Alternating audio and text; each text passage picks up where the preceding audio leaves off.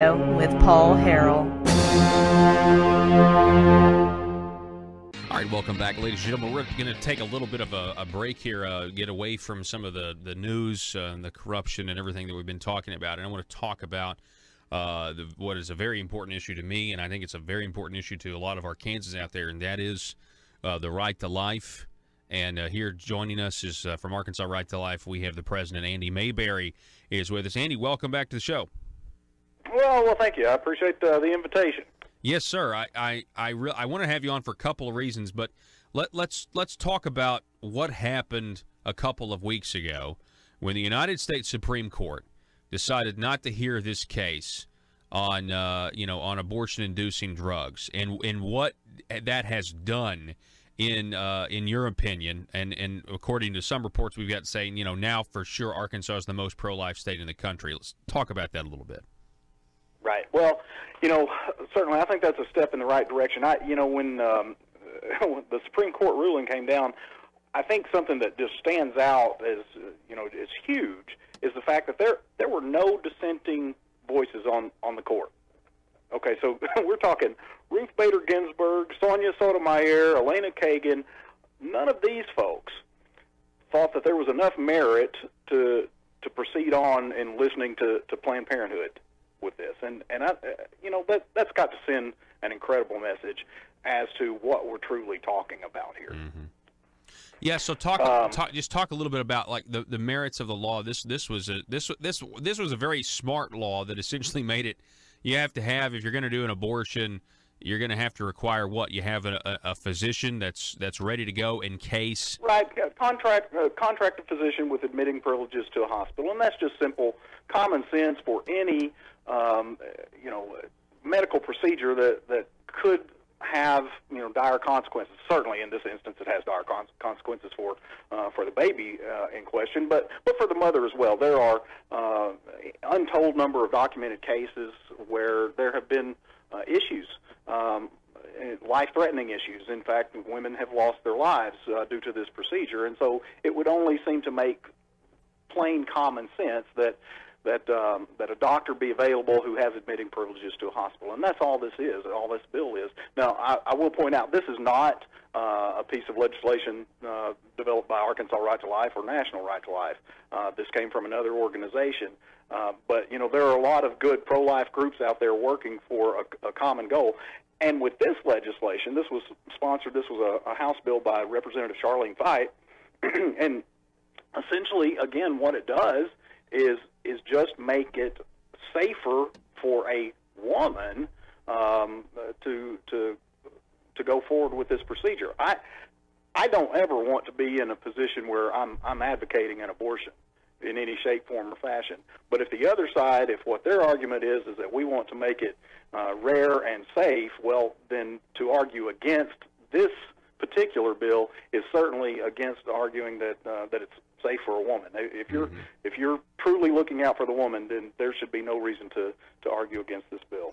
I've been talking. We're talking with Andy Mayberry he's the president of Arkansas Right to Life. I've been talking with a lot of people who were kind of on the ground, boots on the ground here in Arkansas back in the 90s, where it was really hard to get anybody to talk to you if you were pro-life, if you were trying to protect the unborn, if you believed in this idea of life at conception, and how it was because of these people who had defeat after defeat after defeat, but they kept going, and they kept trying to educate the people around them about what we're really talking about here, that this is a life, that this is precious, and that you need to speak up for those who can't speak for themselves. Is it kind of surreal? I mean, I know we've still got more work to do, but is it a little bit surreal of where we were in Arkansas public opinion-wise versus where we are now? Well, I can't tell you. When you say public opinion-wise, I think the public has always been on the pro-life side in the state of Arkansas. I mean, obviously there are others who have differing views, but I think the majority of Arkansans have consistently believed that life begins at conception, and that life in the womb is that. It is life. It is a baby, and a baby who is giving his or her life. And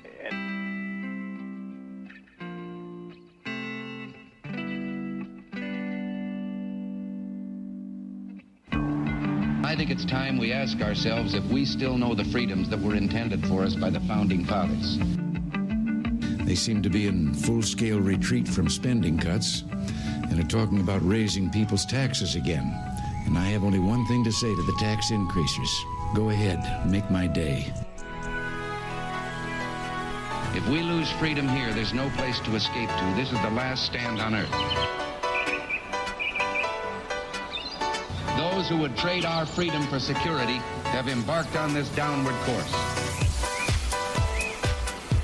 Whether we believe in our capacity for self-government or whether we abandon the American Revolution and confess that a little intellectual elite in a far distant capital can plan our lives for us better than we can plan them ourselves. Conduit News Radio with Paul Harrell is on now.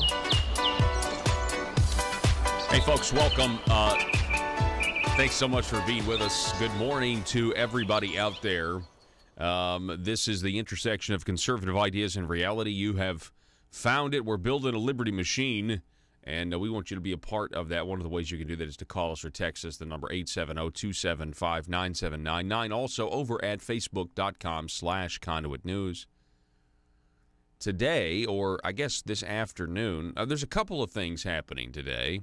At 11 o'clock, there's a press conference scheduled to take place between the majority leader of the Arkansas Senate and the president pro tem of the Arkansas Senate, both Republicans. Senator Jim Hendren and Senator Jonathan Dismang are supposed to be talking about ethics reform in the wake of all of this Arkansas corruption, although I don't know if we're quite in the wake yet, if you know what I mean. I don't think we're necessarily done yet. Say that again? Yeah, we'll figure that out. Yeah. Not really sure exactly what they're going to do specifically. I've heard from different people saying that it's going to be good. I've heard from others that are worried that if it's just a simple rule change, that doesn't go far enough. So we'll wait and see. I hope. I mean, I know. I talked most of the time yesterday about how hypocritical it does seem to now all of a sudden care about all of this stuff when it's been going on under the current leadership's watchful eye this whole time. In the wake of, just go down the list: Mike Neal, John Woods, Jake Files, Orrin Paris, Randall Shelton, Eddie Cooper, Hank Wilkins. Now Jeremy Hutchinson is caught in this. Who else is going to be caught up in it next? And, I've been saying for a while that this is not just about general improvement funds. It's also about Medicaid, because that's what my sources were saying. Turns out that when the FBI started to, at least apparently, when the FBI started to look into the General Improvement Fund fraud, they found the Medicaid fraud as well. And there are some news outlets that are acting like this is news to them, but it's not news. I mean, this is, Conduit News has been all over this, trying to expose this culture of corruption at the Marble Palace. These guys get in this Marble Palace bubble, and they think they're untouchable. I hope the ethics recommendations are legitimate. I do. I really, really do. Because the people of this state are suffering because our government is not serving us. It's serving the elite. Now, as far as national news goes, this afternoon, the much anticipated Inspector General report is supposed to be released concerning how former, and I emphasize the word former, FBI Director James Comey handled the Hillary Clinton probe into her emails, and how she, and the idea that she did violate the Espionage Act, essentially. But, of course, it wasn't gross negligence. She was just extremely careless, which is just a synonym. Jeff Sessions, according to thehill.com, is now saying that James Comey, his firing was essentially warranted. He said this last night on the eve before all of this happened. And then he said that when the IG report is released later this afternoon, that there actually could be more firings. Of course, you remember the FBI guy, Andrew McCabe, who left without his pension. There's prosecutors, according to reports, that are looking into charging him now. So we've kind of got a big day today, I feel like. On the state level, we at least have people trying to come up with some ethics, and I think they're trying to save face. I think they're only really doing this because now the mainstream media in Arkansas is paying attention. And then we have national news with this IG report coming out later this afternoon. That's what I am looking forward to throughout the rest of the day. More specifically, on the Arkansas front, though, I remember a time when there was a perceived problem here in the state of Arkansas concerning Medicaid expansion, and the Republicans had control. We had just gotten a Republican governor in the in the governor's mansion in office, Asa Hutchinson, and Senator Jim Hendren, the same Jim Hendren who's going to give us these ethics rules that he voted against, or at least he voted against Brian King's bill that would have exposed his cousin, Jeremy Hutchinson. I remember when that Senator Jim Hendren went before the conservative caucus in the cafeteria in the basement of the Marble Palace and told everybody that SB 96, his bill, if we followed his lead, would end Medicaid expansion, that it would end it. And guess what? I still haven't gotten a call that it ended. It was an attempt to use carefully crafted language to appease conservatives who were paying attention to how these people were running their campaigns and what they campaigned on. And, we see how that, it was just running interference, trying to keep as many conservatives and door knockers happy for as long as they could hold us off. You know what I'm saying? Where they weren't going to reveal that they were really about growing government, and they were never, ever, ever going to get rid of this $2 billion program to hospitals and insurance companies. Are you crazy? I know we might have campaigned that way, but are you crazy? We're not going to do that. That's what it was about. So, we have if you are a limited government conservative that's tired of the corruption, you need to, we all just need to be very skeptical about whatever is said. And actions speak much louder than words.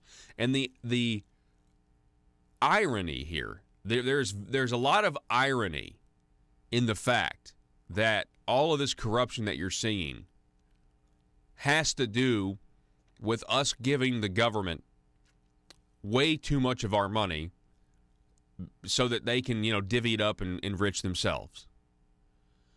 And not ending a $2 billion government windfall, Blue Cross Blue Shield windfall, paid for by the taxpayers, not ending that facilitates the very problem that we've been talking about, too much money to government so that they steal it and everything else, and the politicians can't keep their hands off of it. And so it's funny that not ending the program actually perpetuates the problem that they're trying to address today in some capacity, in some form, whether legitimate or not, this morning at 11 o'clock. I find it very ironic. The phone number, 870-275-9799. By the way, you need to tell every one of your friends, family, everybody in your sphere of influence about this radio program, about how they can get it if they can't listen to it live, because the government will not fix itself, ladies and gentlemen. The only people that will fix this is you and me. By you and me, I mean informed. Emphasis on the word informed voters. That's it. Period. It is on us. Speaking of informed voters, the citizens of Sherwood are facing a tax increase next Tuesday. And the rationale, the justifications for it are, predictable, if you know anything about the pitfalls of big government. Jake Sandlin with the Democrat Gazette, headline, City in Central Arkansas seeks level tax field. City asks voters to raise sales levy. During a meeting to discuss a proposed sales tax increase in Sherwood, Mayor Virginia Hillman Young, asked how many people shop at the grocery just across the Sherwood-North Little Rock boundary. Most of the 20 to 25 folks in the Sylvan Hills First Baptist Church auditorium Thursday morning raised their hands. I know North Little Rock appreciates it, the mayor said. Now, what's the point? Okay, well, apparently, North Little Rock's sales tax is 2%. Sherwood's sales tax is 1%. And they don't think that's fair that North Little Rock is charging. So there's no campaign to get North Little Rock to lower their sales tax. No. There's only Sherwood's attempt to raise theirs on the citizens. And she says it's to level the playing field. Gosh, where have we heard that one before? Level the playing field. What do you mean level the playing field? It's an advantage to your citizens in Sherwood. It's an advantage to them. It's an advantage to your town to have the lower tax. Leveling the playing field, what are you talking about? Leveling the playing field on government revenue generation, government revenue generation? That's what it's about. It's about revenue generation. Leveling the playing field makes it out like it's going to be good for the citizens. Like everybody's just chomping at the bit to pay more money to the government when they go and buy stuff in Sherwood versus North Little Rock. If anything, people from North Little Rock are probably going to Sherwood so they don't pay 2% and instead they pay a 1% sales tax. Jake Sandlin writes that the mayor's point was that many of her city's residents cross over to shop at the neighboring city where North Little Rock sales tax is 2%, twice that of Sherwood's. There are North Little Rock shoppers, too, she said, who go into Sherwood to shop paying Sherwood's 1% tax. So she wants to fleece North Little Rock citizens and get their 2%. So that's why they're saying, well, it's a level playing field. You know, they'll come up with any argument to make it out like they're actually looking out for you, when in reality they just want more money for government. Let's not pretend that this is, you might be thinking of the citizens or, you know, I'm tired of our citizens getting taxed by North Little Rock at a higher rate when they're voluntarily going and shopping at other places there. They're not being forced by the city of North Little Rock to go shop there. So, I mean, if you do have a real concern for your citizens, or really you're just trying to penalize, I guess, people from North Little Rock that cross over and shop in your town, it's at the very least, at the least, it's a secondary consideration. Because your primary consideration, the whole reason you're doing this, is because you want to increase the sales tax to give your city more money to spend. And again, it's a microcosm, okay? It is a microcosm. What we're facing, in a town like Sherwood, what we're facing in the state like Arkansas, what we're facing in a country like America, it's all these little microcosms. And, folks, I am of the belief at this point, as I've been doing this for almost 10 years now, that the only way to limit the size and scope of government is to cut off the amount of money that they take is to send them less money. That's the only way to do it. If they don't have the money, they can't grow government. Let me say that again. If the state or if the America or if, America can just run up a national debt, I suppose, as they have, $20 trillion, and people act like we got geniuses up there that think nothing bad's happened to us yet. We spent $20 trillion that we don't have. Why can't we spend 40? We're not at that level, but at least in the Arkansas and then the county level and the city level, the only way to do this, folks, the only way, if they don't have the money, they can't grow the government. Okay? And let's not act, well, you want to cut out vital services. No, I'm not talking about that. I'm talking about the it never ends of the new responsibilities that government is creating that we all have to pay for. It's always, well, that's a great idea. We never think about whether or not we want to perpetually pay for this forever, because once people can become once a small sliver of the population expect the government to do this new thing that they've created for themselves to do, if you ever try to take it away, I mean, people's heads spin. And that's what we're fighting here. You want to stop big government, you have to send them less money. That's what I would say to the people of Sherwood. Your mayor's asking for you to vote for a sales tax increase, and I guess what? Increase your sales tax by what? 100? If it's 1% and they want to go to 2%, so 100% increase.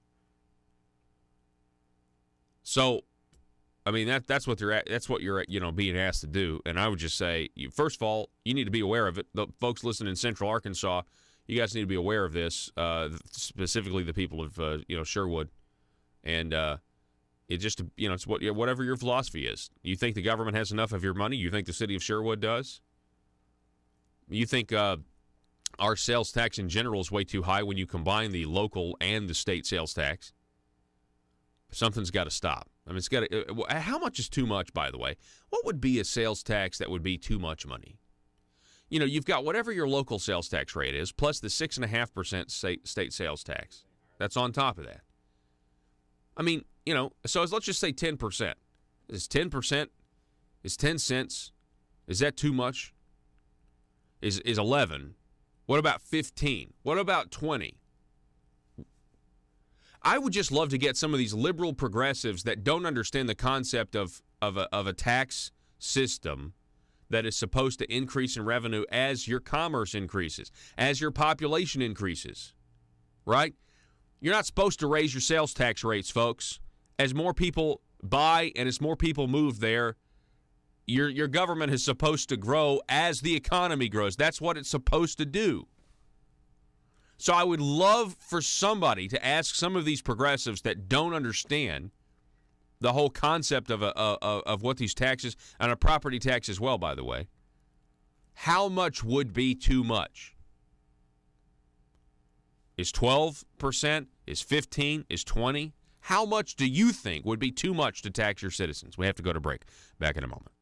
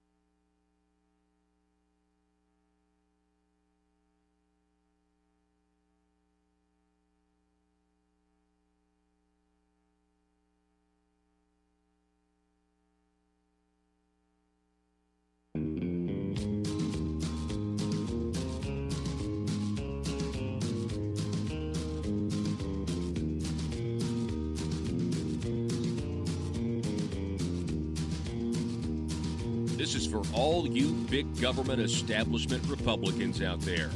Hope you're listening. I keep a close watch on these votes of mine. I keep my finger in the wind all the time. I vote big government, and you will pay with your dime. 'Cause every time I toe the line. You know, there's always an excuse not to shrink government. It's much easier just to toe that line. I find it very easy to be rhino blue. I find I'm not alone when failing to come through. Yes, big government, I'm a fool for you. 'Cause every time I toe that line. Legislative sleight of hand would be an accurate description. Or you could just say, they can't quit towing that party line. As sure as night is dark and day is light, I'll vote big government both day and night. And act like I'm shocked when it all comes to light. 'Cause every time I toe the line.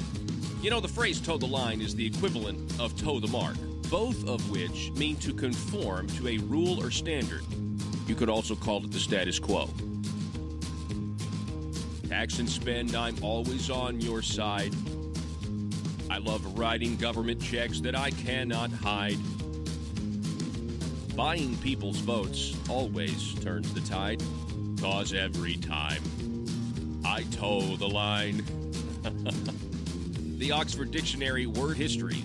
The idiom toe the line, from an athletics analogy, originated in the early 19th century. I hope you don't watch these votes of mine. Hope you don't see through the lies and slime. 'Cause I plan on spending with your dime. 'Cause every time I toe the line. You know, toeing the line is what the folks down in Little Rock call progress. PHP Parody.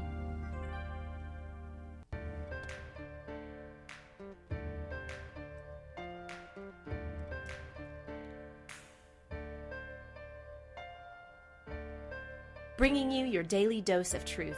It's Conduit News Radio with Paul Harrell. Now, as I'm sitting there listening, by the way, tomorrow is Johnny Cash Friday. I'm sitting there listening to that last parody, and what I'm thinking to myself is the tone of it, as much as it's lighthearted and I had a great time doing it, I will just say that weave through all of that is a tale of corruption.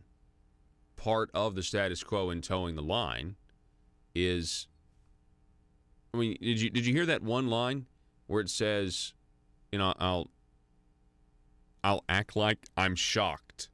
I'll act like I'm shocked when it all comes to light. Well, isn't that exact? Matter of fact, Conduit for Action has that article up. You know, people are going down for corruption, and the politicians are shocked. We can't believe this. No. There's bribery going on. Folks, we've known about bribes since 2013. When Richard Womack came out and said that he was offered one.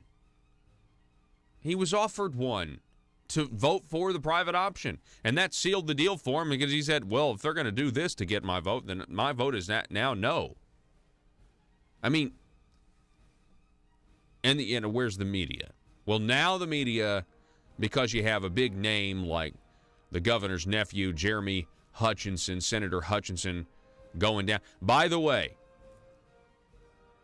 is Asa Hutchinson going to call for his nephew's resignation like other senators have, like they should have, like Senator Terry Rice and Linda Collins Smith, who are trying to lead us out of this corruption?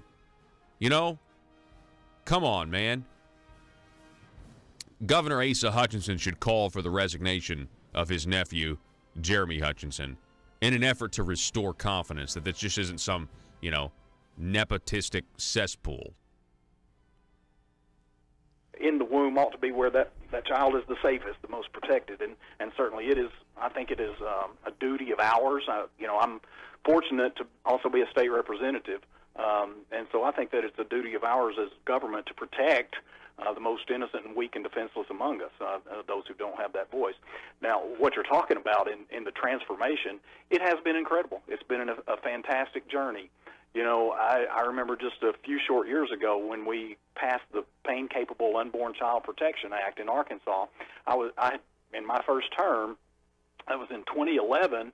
I sat on a public health committee with 15 Democrats and 5 Republicans, and some of those Democrats were pro-life and voted with us, but we couldn't get the bill out of the committee. And basically, what that bill did was eliminate most abortions past 20 weeks, which is where we had established that at that point that a child most certainly feels pain. We think it's probably sooner, but at least at that point.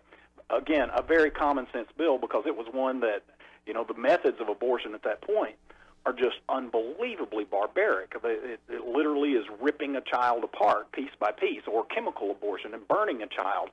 And these are children who feel pain.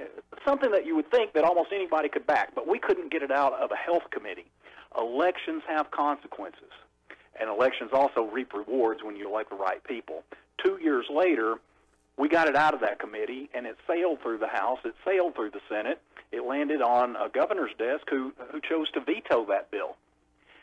This was a previous governor, and we overrode that veto, but it wasn't easy in doing so. Requiring 51 votes in the House, it took all 51 Republicans who were elected at the time and 2 Democrats to override Governor Beebe's veto. But we got it passed. Now we live in a day and age, in just a few short years, we've gone from that point where you can't get a bill like that out of a committee to a point where you've got a staunchly pro-life conservative legislature in the House of Representatives, in the Senate. We have a pro-life governor, a pro-life attorney general who is willing to go to court and defend these laws and do so, with a passion. And we've got all pro-life constitutional officers. We've got all pro-life congressional delegation and our senators. It's up and down the board. People are going to defend life, and that means life beginning at conception and all the way through a natural death. Well, so let's talk about that. I know that's a lot, but that was... I'm really glad that you mentioned that. It's a perfect segue, and it is, to me, it has been an amazing transition. The reason I've mentioned it in the past is because I've really...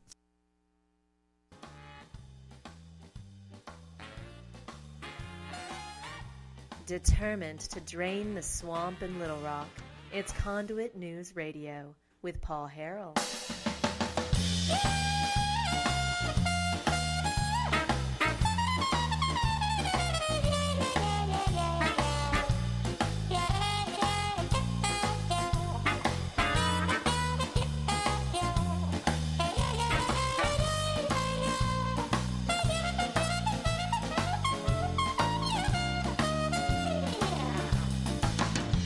Joe, I don't think coffee works on me anymore. Yeah, it's because I drink too much of it, I guess. I don't know. It's like this week or something weird. It's like somebody took all the caffeine out of my coffee is what it feels like. I just can't shake this sleepy. Oh, yeah, did I accidentally buy decaf? I don't know. Maybe. So David Ramsey over at the Arkansas Times. David Ramsey over at the Arkansas Times. He has a piece out about preferred family health care that you got to check out.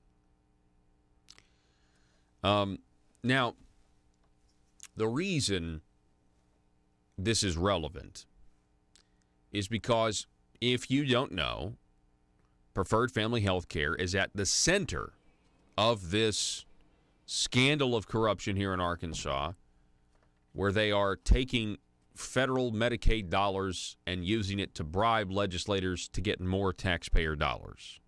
That's essentially it's oversimplification, but that makes it easy to understand.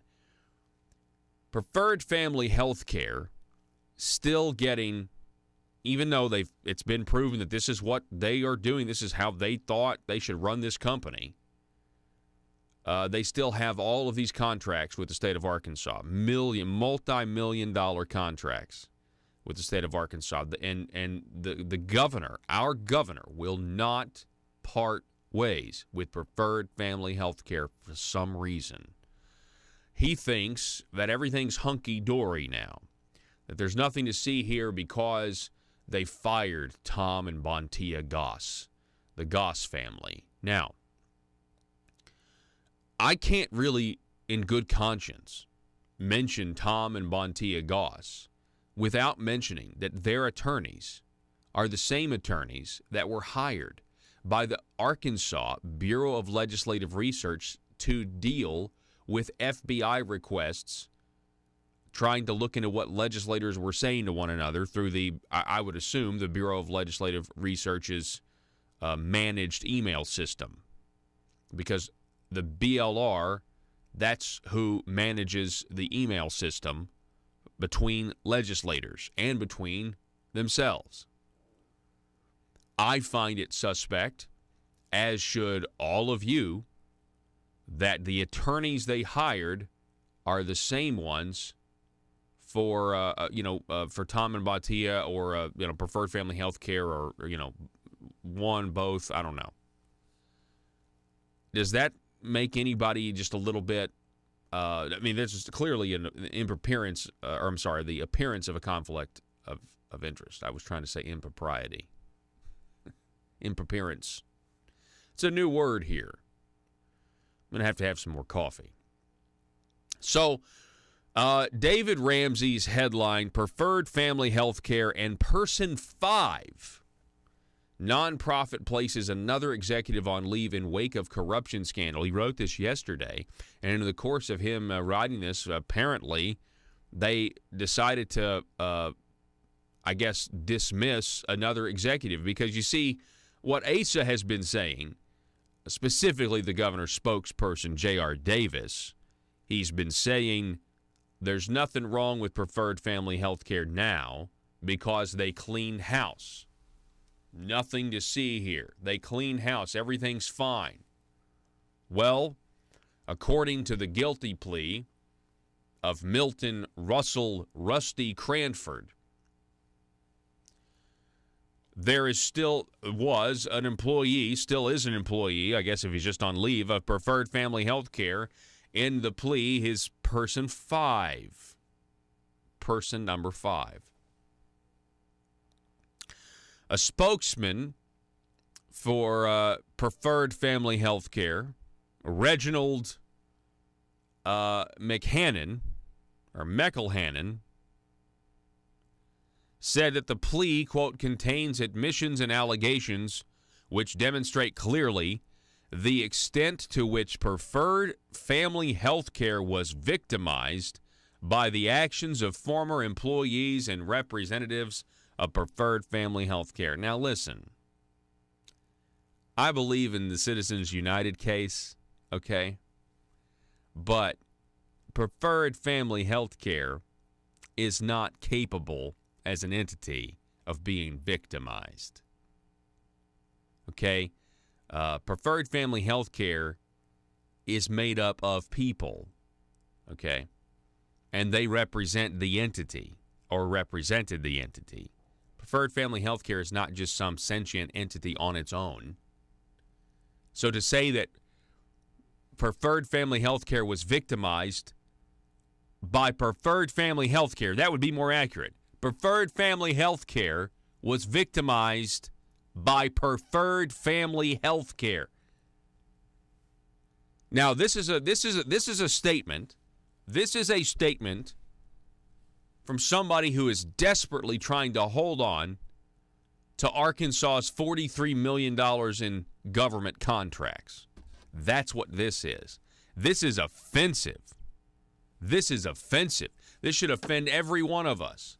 That these guys have the audacity, after they have been bribing legislators, after they've been rewarding legislators for not listening to us and listening to them, these big-time lobbyists. By the way, I wonder how many more lobbyists are going to go down with this.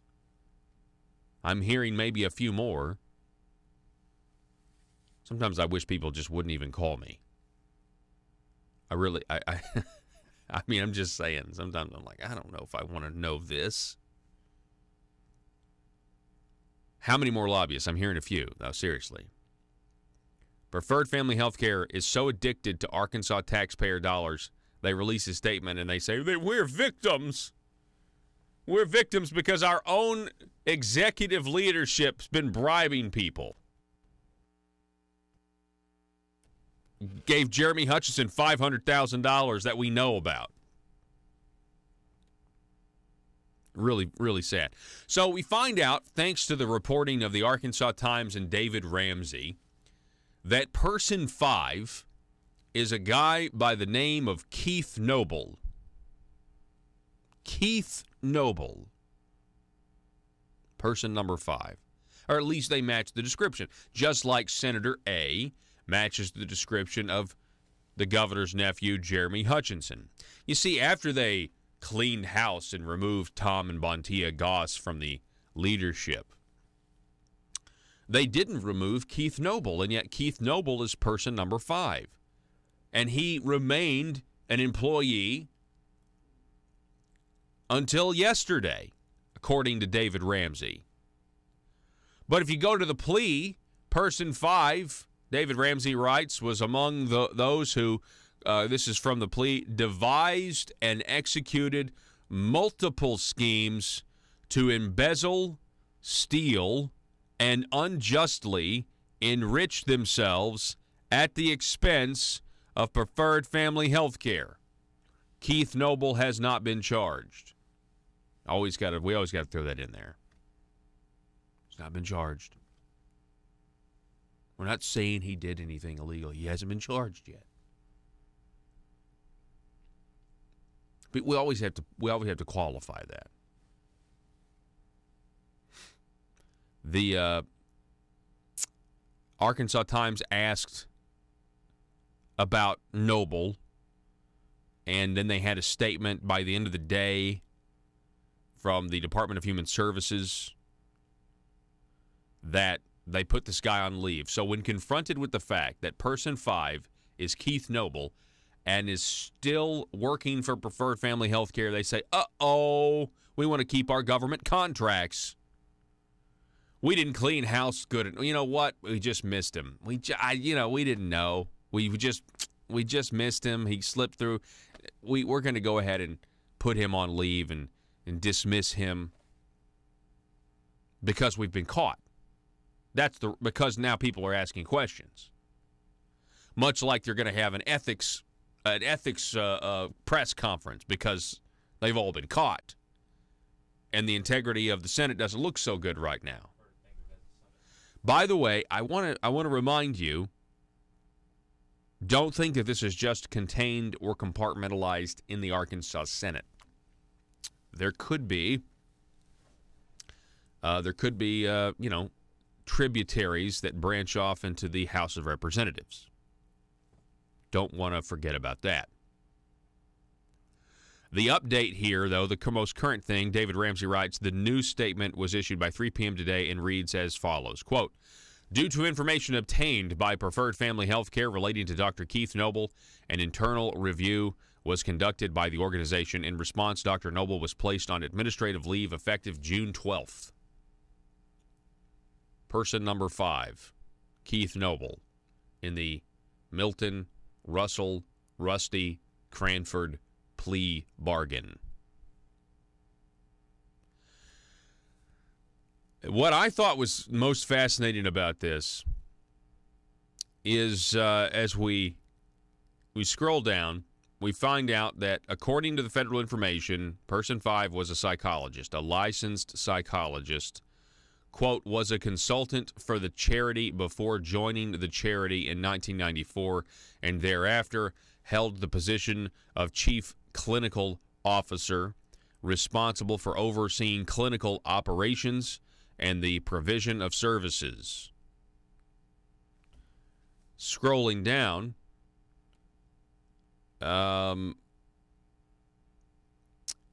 David Ramsey reminds us that there was an initial plea agreement, this was back in December, by lobbyist D.A. Jones Okay, that's the initial plea, and that's the initial plea that implicated Tom Goss, Bontia Goss, and Marilyn Nolan. Now, interestingly enough, that D.A. Jones, you see that guy, D.A. Jones right there? He's the guy that Rusty Cranford, according to the feds, tried to have murdered. That's him. We want to try to take I guess we want to try to, discourage people from pleading, right? Now, these executives have not been named by federal prosecutors, but we know who they are, essentially. So now they've put this Noble guy on leave. So this is in the wake of them putting Tom Goss and Bontia Goss and Nolan on leave so that they can try to keep their Arkansas tax money that's coming to them in these contracts. And that Asa Hutchinson will not let them go. He won't let them go. Governor Hutchinson, according to David Ramsey in the Arkansas Times, spokesman J.R. Davis was asked in May about the state continuing to contract with the nonprofit after the conviction of John Woods. Another case we know all about John Woods. Quote, this is what they said, Preferred Family has changed its leadership team as a result of wrongdoing that occurred some time ago. So there we go. They get to keep their government contracts because the governor says, well, they fired people. Well, they didn't fire Keith Noble. He's person 5 in a guilty plea. But, if person 5, right, Asa, if person 5 is Keith Noble, he or she should resign. You're probably going to issue a statement about like that pretty soon. Because, by the way, I'm going to reiterate this. Jeremy Hutchinson should resign, and he should take a plea, and if he's offered one, and Governor Asa Hutchinson should call for the resignation of his nephew. That would be a good step. However, the government information suggests that the wrongdoing involved other executives, including person 5. Mentions Eddie Cooper, embezzled, stole, obtained by fraud, and without authority knowingly converted to their own use property worth at least $5,000 that was under the care, custody, and control of the charity. Who is Keith Noble? Person number 5, right? According to the plea, executed multiple schemes to embezzle, steal, and unjustly enrich themselves at the expense of the charity. The last bullet point I thought was interesting. If you look here, again, David Ramsey, Arkansas Times. Cranford's plea states that other charity executives, in addition to Tom and Bontia Goss, Nolan, and Cranford, paid bribes that, quote, from the plea, by paying bribes, other members of the resource team, in addition to Tom and Bontia Goss and Nolan, enriched themselves, the charity, Cranford clients, and others, and that one of the purposes for which the defendant bribed public officials, listen to this, was to send additional income to the charity to enable other members of the resource team to embezzle, steal, obtain by fraud funds under the control of Preferred Family Health Care. Where did those funds come from? You and me, taxpayers. What a racket. Senator Brian King coined the term Medicaid Mafia. Medicaid Mafia. And that certainly seems to be a true description to this point. I still can't get over this statement at the beginning of the article, though. The spokesperson, Reginald McElhannon, that the plea contains admissions and allegations which demonstrate clearly the extent to which Preferred Family Healthcare was victimized by the actions. Right? Why not, Joe? Why not? In the world of everybody's a victim now. Everybody's a victim, right? You do something wrong, If you do something wrong, it's like, well, I was brought up in a bad socioeconomic. I was disadvantaged. I'm a victim. You're the oppressor. You always got to have a victim and oppressor. That's the way the left works today, right? Have to have a victim, have to have an oppressor. And here's the thing, and I posted this on my personal Twitter. It was a Jordan Peterson video about the education system, but one of the things he said was, in that dichotomy, right, the left's victim and oppressor, the victim can never do anything wrong, and the oppressor can never do anything right. That is how the left operates. It's this new it's Marxism reincarnated in identity politics, because the Marxism that was going on, that actually was instituted in governments and communism, well, they ended up murdering millions of people. And so those ideas are discredited. So let's resurrect those ideas in the form of identity politics and things like that, right? Okay, we all know that. I'm getting off on a rabbit trail. But the idea that preferred family health care was a victim is absurd. It is absolutely absurd. It is offensive. And here's the other thing. We see this concept of claiming victimhood all the time now, okay? We see it right here in Arkansas, okay? From politicians that vote on laws that we all have to live under.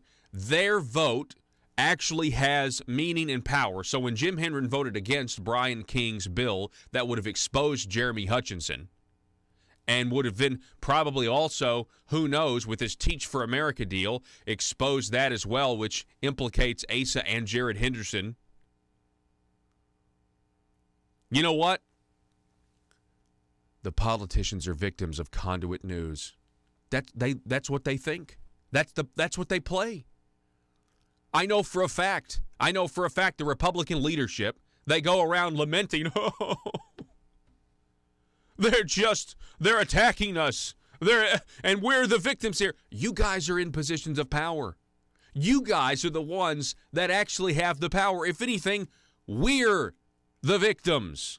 We're the victims of corruption. We're the victims of Jeremy Hutchinson taking $500,000 in bribes. We're the victims of our taxpayer dollars still going to preferred family health care. And these people they love to act like they're the victims of Conduit news when we report the truth on, let's say, the military tax cut bill or the task force or jobs going to former legislators or corrupt people who surround and protect the status quo at the Marble Palace. They're the victims, they say. And they whisper in private among the halls of the Marble Palace, and the reality is the people of Arkansas are their victims. And instead of, fixing the Senate, what they've really been doing is putting in policies saying you don't have to be stripped of your committee. You don't have to be stripped of your committee assignment unless you get indicted. Man, what a low bar that is. You have to be indicted before we'll do anything as a Republican caucus. What a low bar. Again, thanks to Senator Terry Rice and Linda Collins-Smith and Bill Sample for stepping up and at least trying to do the right thing and say, listen, this is Jeremy Hutchinson, and what he's being accused of is just, it's tainting this whole, our entire reputation. We've got to take a break. Back in just a moment. Russellville-based firearms manufacturer Omega are making clones of the most notable German firearms in the world. These delayed rotor-lock firearms have been and are currently used by law enforcement and military worldwide. At Omega, they manufacture their guns right here in Arkansas and produce the best reproduction in the marketplace that comes with a complete 5-year warranty. At Omega, they take firearm manufacturing seriously and offer discounts to active and retired law enforcement. Whether you're using Omega firearms to defend the public, defend your family, or for target practice, Omega has your back. For pricing, go to omega-guns.com. That's omega-guns.com. If you're like me, you believe that small business is the heart of Arkansas's economic engine, and it should be viewed that way by the politicians in Little Rock. Conduit for Commerce also believes, like you and I believe, policies that achieve less regulation and lower taxation help small business in Arkansas thrive. Other policies like small, constitutionally consistent government and reducing citizen dependency on government keeps it from growing and expanding its influence on our daily lives. Conduit for Commerce works every day to educate the general public and legislators on these important priorities in the name of Arkansas small business. By the way, contributions to Conduit for Commerce are tax deductible. Log on now to conduitforcommerce.org and click on Contact Us on the right side of the page. That's conduitforcommerce.org. Go there now and learn the facts on protecting small business in Arkansas.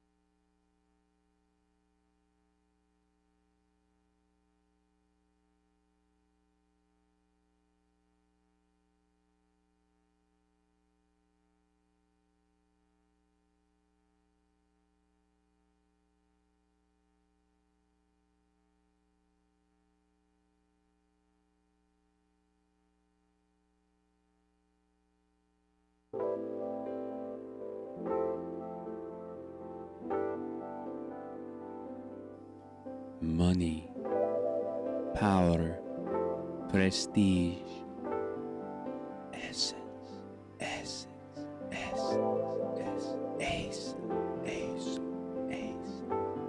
Available now from aristocrats serving Arkansas. From Zenata Rhino Collection. The fragrance of backroom deals. Nepotism. The aroma of higher taxes. Subliminal deception. Deep state. Ace. Made right here in Arkansas by a taxpayer-funded Chinese factory. Communist.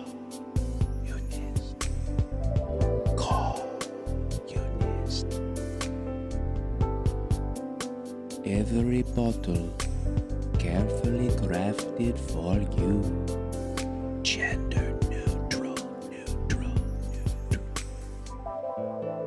Nothing says aristocrat like Essence of Bureaucrat.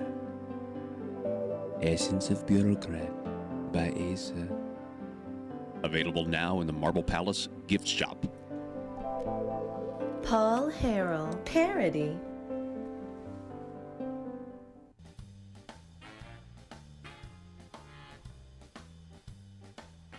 Exposing the truth and everything the Marble Palace establishment keep trying to cover up.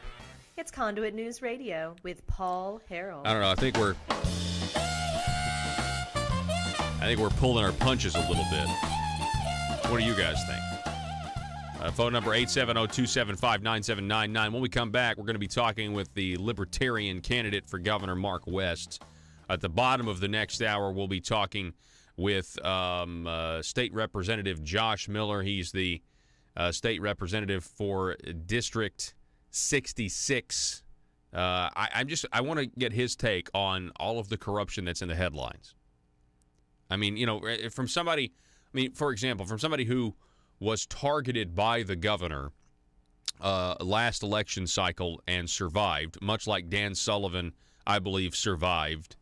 Obviously he won. They both won. I just want to talk to him about, the fact of the matter is they're going to talk about ethics today, okay? And the two senators who tried to really reform and expose all of this their bills didn't get passed. This wraps up the first hour. We'll be back in just a moment.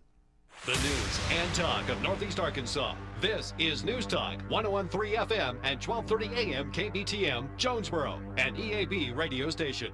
Thought that this is, for those of us who are still maybe trying to convince some folks to maybe be a little bit more economically conservative, but hey, you just got to keep going because it used to be a time where we didn't have representatives that, were so overwhelmingly on the same page on this one issue. But you mentioned natural death. We're talking with Andy Mayberry. Now, let's talk about issue 1 on the ballot. I am not a supporter of it. We're going to be voting on it this November. It's called a tort reform amendment. I think there's some good tort reform, but I think I've been calling this the bad tort reform amendment. Now, you have another pro-life organization, Family Council, taking a lot of criticism, a lot of heat, because they, just like you said, they believe in natural or life at conception to natural death, and they believe that this is going to be, antithetical to that. So I guess, Andy Mayberry, what are your thoughts on this so-called tort reform amendment? Okay, well, first of all, I have to tell you, as I mentioned just a moment ago, I wear multiple hats, and this is one where I have to take off the official Arkansas Right to Life hat because that organization has chosen not to be involved, not to take a particular stand on this issue, that it is not viewed as an issue of Arkansas Right to Life nor National Right to Life. However, that doesn't mean that individual members don't have their own opinions, and we all do, certainly. And I do as an individual, as Andy Mayberry, and also as a state representative, Andy Mayberry. I actually went to the well of the House chamber to speak against this bill when it was in the legislature for many of the same reasons that you just mentioned. I'm a staunch believer in tort reform. I think we need some form of it. We've got a system that, at times is out of control. But we have to be very, very careful in how we approach that and not devalue life in the process of it. And I'm not here to say at all that if you are in favor of issue 1 that you're not pro-life. Like I said, we have members of our board of directors who are in favor of issue 1. That doesn't mean they're not pro-life. I know representatives and I know people who very much believe in this, who they're pro-life. But when we're taking, as a legislature, taking it out of the hands of a jury, out of 12 of your peers, and we are arbitrarily picking a number out of thin air, and that is how it is done, and that is how it was done. It was actually a lower figure to begin with. The cap on non-economic damages went from $250,000 to $500,000 simply because they didn't think they could pass the $250 cap. It's a number just randomly selected, and saying that here's the cookie-cutter approach to this. That is a very dangerous step, and I don't believe personally, I don't believe is constitutional. I believe in tort reform. I don't believe in this version of tort reform. Yeah, and I'm the same way. And there's some people that are. I feel like you qualified it saying it doesn't necessarily mean you're not pro-life, and I think it's because there are so many. There are so many Republicans who are for this, who are also, when it comes to the abortion issue, so strong, and they really don't want to ever be labeled. Who wants in this day and age? To your point, you're not pro-life. Yeah, they definitely want to avoid that. But I find it interesting. Some of their arguments are the same, meaning you have opponents of issue 1 saying this is going to be bad for our elderly.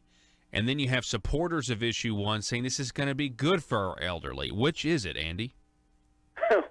Well, I personally don't think that it is going to be good for our elderly. I think that the people who might be most susceptible to negative repercussions of this are the people who are the most weak and defenseless, those who are the elderly, the infirm, the handicapped, those with special needs, potentially, that they could potentially be the people who suffer the consequences the most. And I think that anytime we're taking a step this big, I mean, we're writing this into the Constitution of the state of Arkansas. And when you do that, you need to be absolutely 100% sure that the step you're taking is the right one. I like for my default answer to be no. Because I figure that I've survived to this point the way under the status quo, I'll probably survive tomorrow. My neighbors and colleagues and friends and family and those around me will probably survive tomorrow if a change isn't made. However, if I make a change for the better,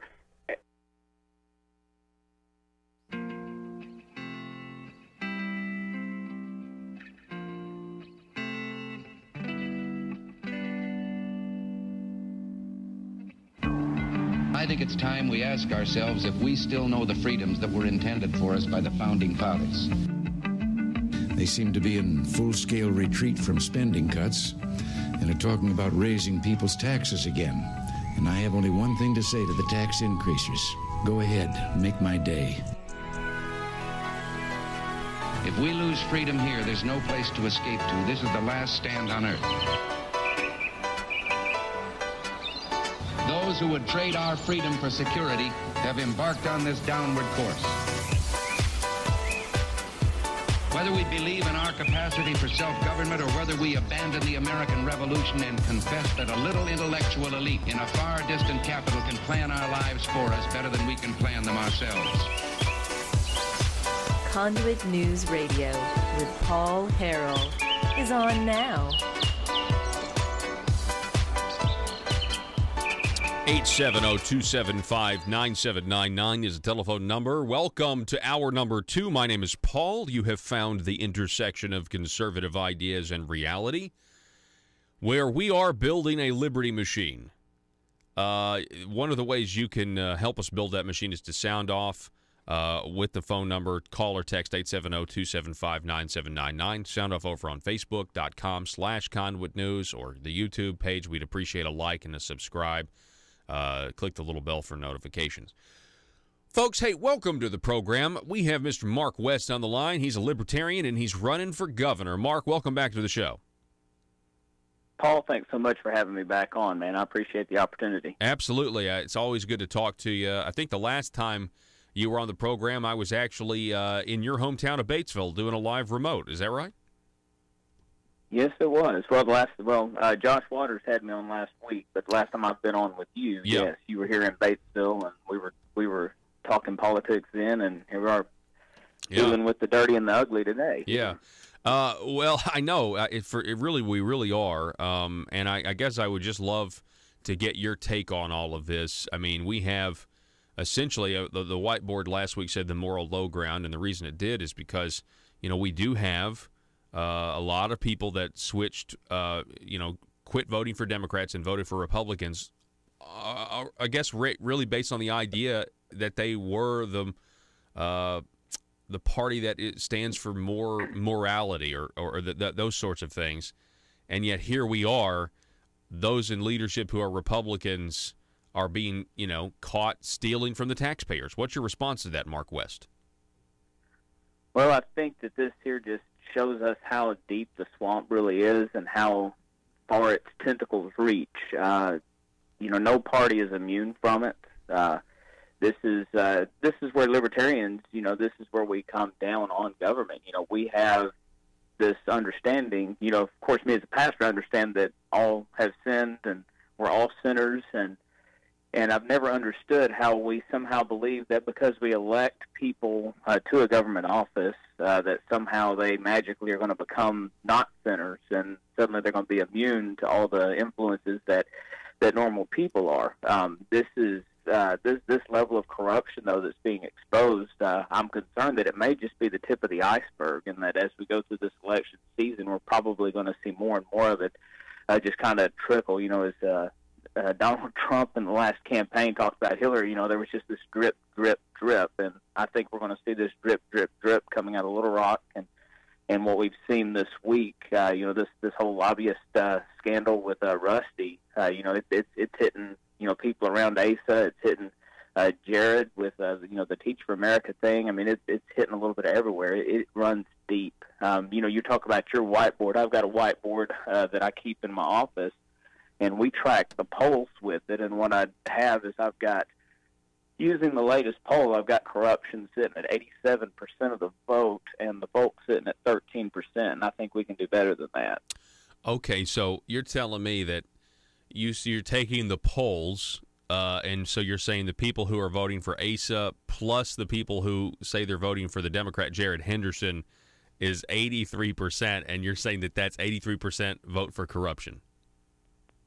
Yeah, 87%. Yeah, that's a vote for corruption. Wow. They're both involved and tied up in it, and the only way to get rid of it is to vote for something that is totally different. And right now, I'm the only option that's going to be on the ballot that is going to be totally different. And we are working on a plan because we know that Hendren and his commission are going to come out today, and they're going to come out with a way of trying to slap legislators on the wrist and pat them on the back and say, try better next time. Maybe don't get caught next time. How about that? What we want to do is try to get real ethics reform pushed through the legislature. I'm going to be reaching out to, just a little preview. I'm going to be reaching out to Senator King and Senator Linda Collins Smith. I know they both lost. They're both. I hate that because they were so good, but I know that they were both working on ethics legislation this last session, and I'm going to talk to them and try to get them to help me write up a ironclad ethics legislation bill that's got teeth to it. Some of the things I want to see is if you've been involved in these corruption scandals, you're going to have prison time. I want to see the money you received in bribes paid back to the people of the state of Arkansas.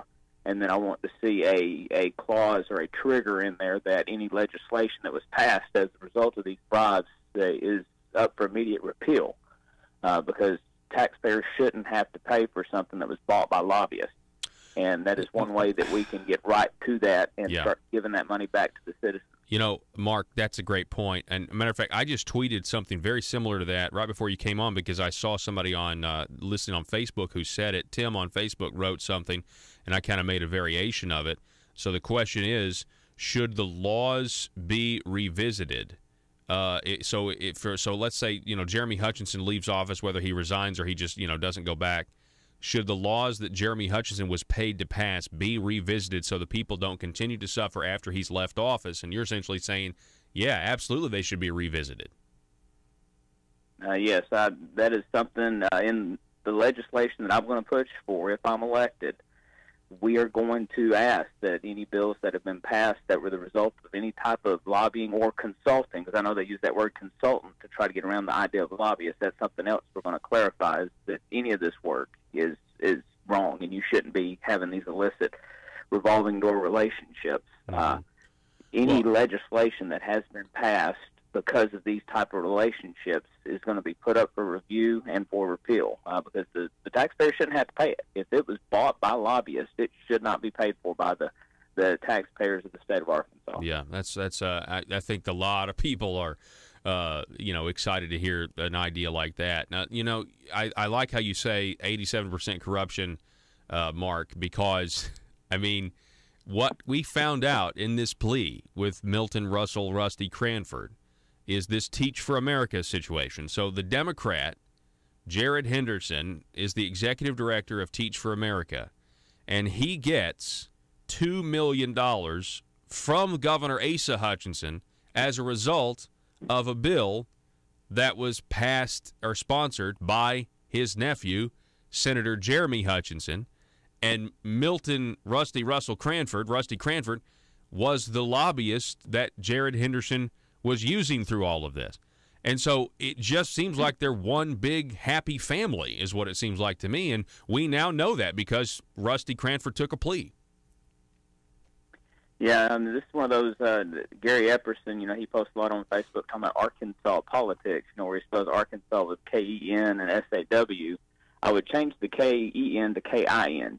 It's all kin. They're all looking out for each other. They are one big family of corruption, and we need to stand up to them. And this governor's race gives us a chance to send a very clear message to them that this has got to stop, that Arkansas voters are paying attention. We see what's going on. We're tired of our tax dollars being spent on these things.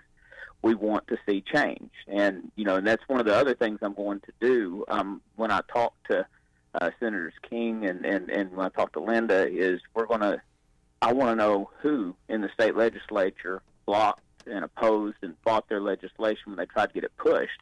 Because if I'm elected governor, I'm going to their hometowns and I'm telling their folks what they've done.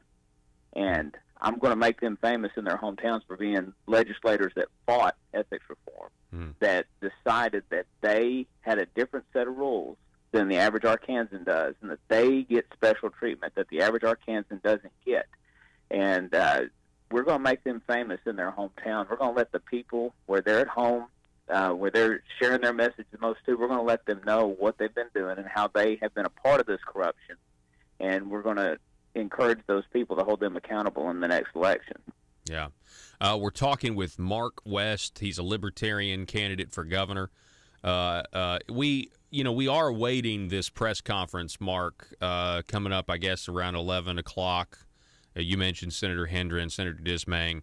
Senator Hendren voted against Brian King's Medicaid disclosure bill, and now they're coming out and they're going to make some sort of ethics announcement. I'm told it's going to be a rule change of some kind, and required disclosure and that sort of thing, and then at a later date, maybe they'll come out with laws or something like that. I hope. I mean, listen. For the sake of the people, I hope whatever they propose is not just talk and not just bluster, and I'm assuming you would too. But it does certainly. Let me ask you this: do you find it just a little bit hypocritical that the leadership is now concerned with this because the mainstream media is concerned with the corruption and the culture of corruption at the Marble Palace? I mean, it's like, where were they this whole time, Well, there's the old saying, and I'm not sure where it started, but it was apparently somebody who knew what they were talking about when they said it. Coincidence is not real in politics. There's no such thing as coincidence in politics. These guys had their chance, and they fought it. They voted against it. They made sure that these changes didn't happen because they didn't want it in the law. What they would rather do is come behind and try to set these rules up, because when you set rules and commissions up, you essentially have the crooks policing the crooks. And who do you think's really going to get in trouble in that system? I mean, this isn't going to go far enough. Yeah, great, they're going to change some rules, but when you're asking the crooks to police the crooks, you're going to wind up with more corruption. You're going to wind up with people getting slaps on the wrist. They're not going to put any teeth to it. The only way to put teeth into it is to put it into law, make the legislators pay back the bribes to the taxpayers, make the bills come up for being revisited and being repealed that have been pushed through this lobbyist money. This stuff has to happen. We already have it where we're punishing the lobbyists. So we need to start dealing with the legislatures, because for me, I believe that the public trust is a sacred trust. And if you have violated that trust, willingly violated that trust, then you should be seeing prison time. You should have to repay the taxpayers what you've stolen from them. And whatever bills you've done to take more tax money from them or to benefit special interests, that money needs to come back to the taxpayers. Yeah. We've had enough. There's no reason that we should have to sit idly by while these swamp creatures keep doing what they do. We need to drain the swamp in Little Rock, and that's one thing we're going to fight for if we do win the governor's race. So we're talking with Mark West, the Libertarian gubernatorial candidate. Now, Mark, talk a little bit about the Libertarian Party, and what I mean by that is specifically ballot access. And if you get to a certain threshold, you guys aren't going to have to go get petitions next time for ballot access. Is that correct? Right. We spend $30,000 to $50,000 every election cycle just to get on the ballot. In this governor's race, if I receive 3% of the vote in this governor's race, we are established as a political party in the state of Arkansas, and we have ballot access, so that money that we've been spending and all the time we've been spending to get ballot access will actually get to put into building our county chapters, getting our infrastructure in place so that we're ready and set up all over the state when it comes election time, rather than having to start, because we always start from the rear. We have to get to the ballot. Well, the Republicans and Democrats, when they announce, they're running, all they have to do is go through the primary, and and some of them don't even get primaried, and they've got ballot access that they can just get their party's nomination. For us, we have to work and work and work just to even get the access so that our nominations can get on the ballot.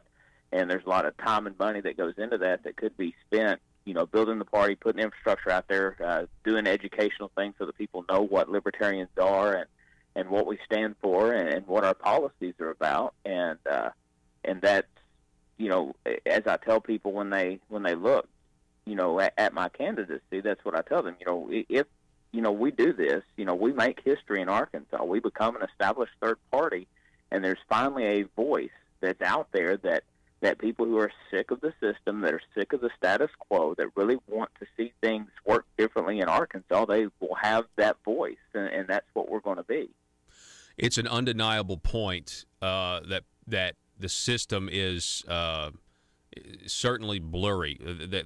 They like to claim, that there's a bold contrast right now between Democrats and Republicans. But this Teach for America thing, I mean, with Asa, Jared Henderson, Jeremy Hutchinson, and Rusty Cranford, it kind of exposes all that as just kind of a lie. It's just theater. The idea that there's a difference is more theatrical than it is true. Yeah, I mean, you really have two sides of the same coin, and that coin is committed to taxing Arkansans and spending those taxes to buy favors, to buy support, to push to get more donations to their campaigns, and that's what's happening. I mean, they are both playing the game. It's you're watching WWE right now for the most part. I mean, it's you've got people acting out the parts. Now, mind you, there are some sincere differences between the two parties on some of the issues, but by and large, when it comes to using the government, they both use the government the same way. They both use the government for ways that benefit their special interests, that benefit lobbyists. And unfortunately, what we're finding is you're seeing a redefinition of what a Republican is right now. If Asa Hutchinson and the people like James Sturch in my area represent what a Republican is, that's a drastic change from what a Republican used to be. And it's almost making the Republicans, like folks that I know, like Linda Collins Smith and Brian King, making them like they're more rhinos than Republicans, because they have so changed the definition of what it means to be a Republican. And it really is sad for the party as a whole, because that part that is going to limit government, that's going to make sure that spending is cut and that taxes are cut, that part of the party is kind of being pushed to the side in favor of this spend-friendly, tax-happy, tax and spend liberal type of republicanism, what they call a progressive republicanism that just is not what the Republican Party is, and it's not what the Republican Party platform is about. Mark West, I really appreciate you coming on the program. Tell everybody where they can find out more about you. Certainly. You can go to my website, markwest4governor.com, and that is the number 4, markwest4governor.com. You can also find me on Facebook and Twitter at markwest, the number 4, and then GOV. That'll pull me up on Twitter.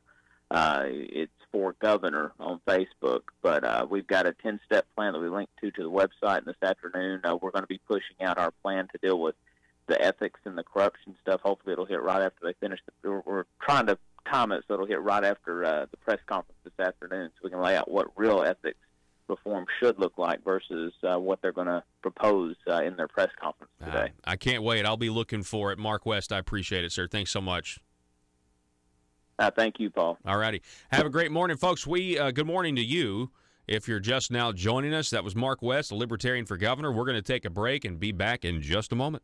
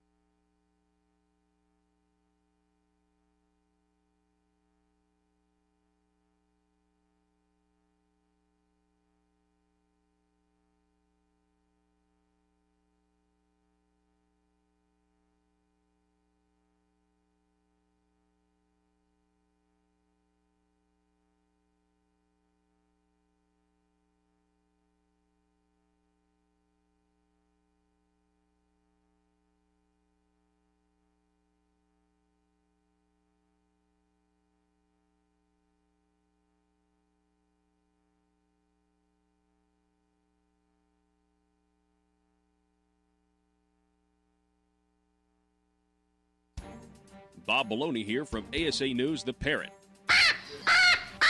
Breaking news from the Capitol in Little Rock. Over now to our new on-site reporter, Susan Shenanigans. Susan? Thanks, Bob. The governor has just announced that a blue ribbon task force is to be formed. Today, I'm asking your support for a blue ribbon legislative task force to be created and directed to recommend further reform. Now we go live to the chamber to listen in for more information on the task force. I hereby call this session into order. First on the agenda for today is the formation of the Blue Ribbon Task Force. Is there anyone who would like to give their thoughts on the task force? Yes, as someone who is deeply conservative, why is the governor choosing the color blue for this task force? Sounds like he's really a Democrat loyalist. Why not a red ribbon to prove he's a true conservative? Well, I represent Walmart, and we agree with the color of the task force ribbon. The color blue is best consistent with the Walmart brand. I object to this choice. Blue is the wrong color ribbon for this task force. Well, who are you? I am Mr. P.C. Wrights, and I represent Target, and we want the ribbon to be red, not blue. Hold it right there. This seems like a tough decision. Why not ask the governor to call a special session at a later date for an important decision as this? I think this is something worth talking about. I motion that we decide the color of the ribbon today. I second it. Fine. We can decide it now. Does anyone have any other suggestions for the color of the ribbon? I think the color should be white.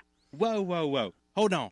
Definitely not white. I agree with Mr. P.C. Wrights. Maybe we should choose green for the farmers. You like the color green because you are a farmer. I think it should be purple, so we can display how Arkansas is an extremely moderate state. Why are we even discussing this? Shouldn't we be talking about tax reform instead of wasting time with this? Well, the people have spoken.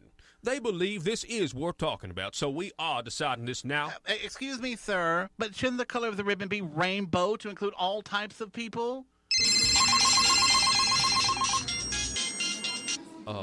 Please, silence your phones. I just received a call from Walmart HQ, and they agree with, what was your name again? My name is Fabulous.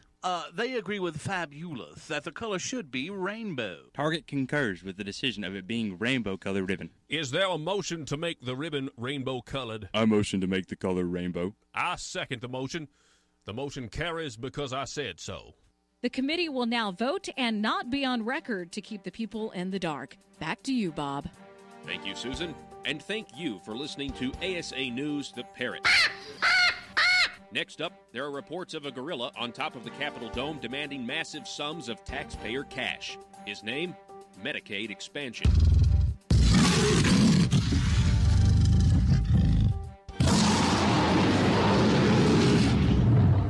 PHP Parody.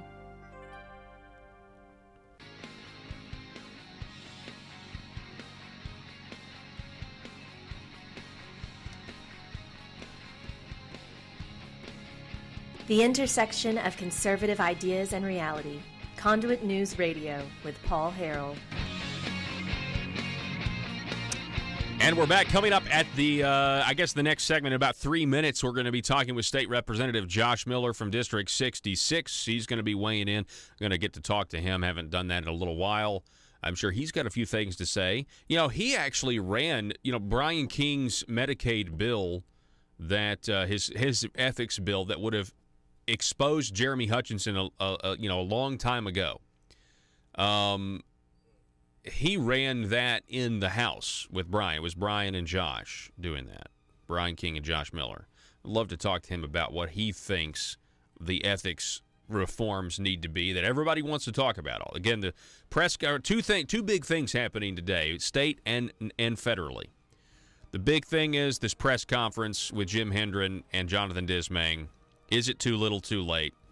And then the other big thing is that the Inspector General report on how James Comey and the FBI handled the Hillary Clinton investigation is due out this afternoon. And Jeff Sessions says basically that there may be, more people fired after it comes out. And, who knows? Maybe it's going to actually refer criminal charges to Andrew McCabe, who left the FBI a little while ago.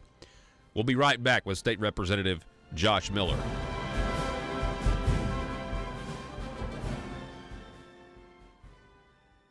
but I'm not sure that it's for the better. It could turn out to be far for the worse, and I fear that that's the route we're taking.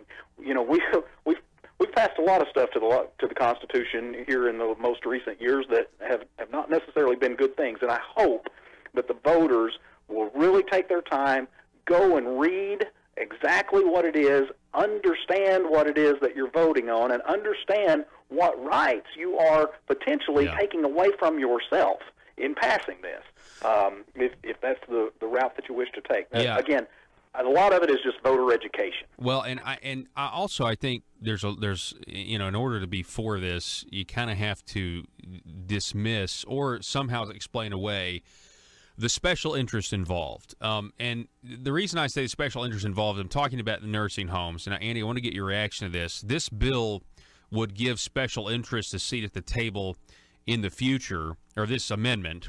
Because they'll be able to set rules of evidence for specific cases and everything else, and take that power away from the judicial branch, which I believe is unconstitutional.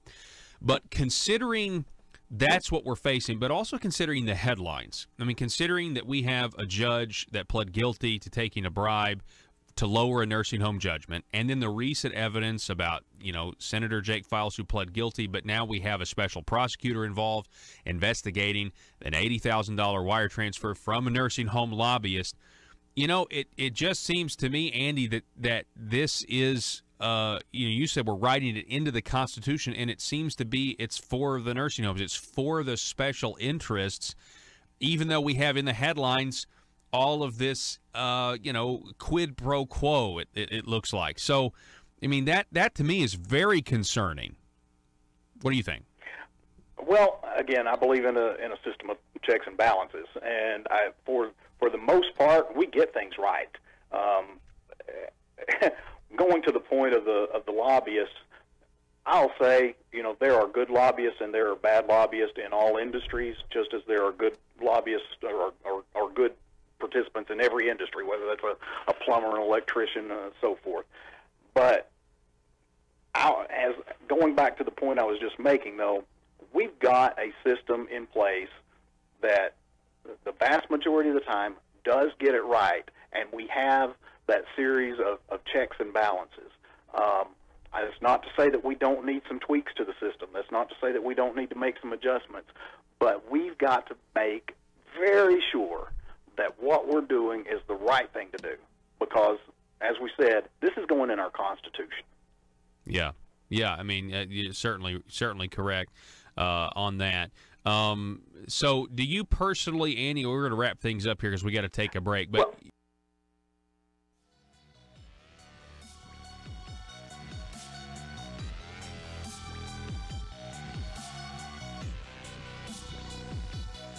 Need your daily news fix?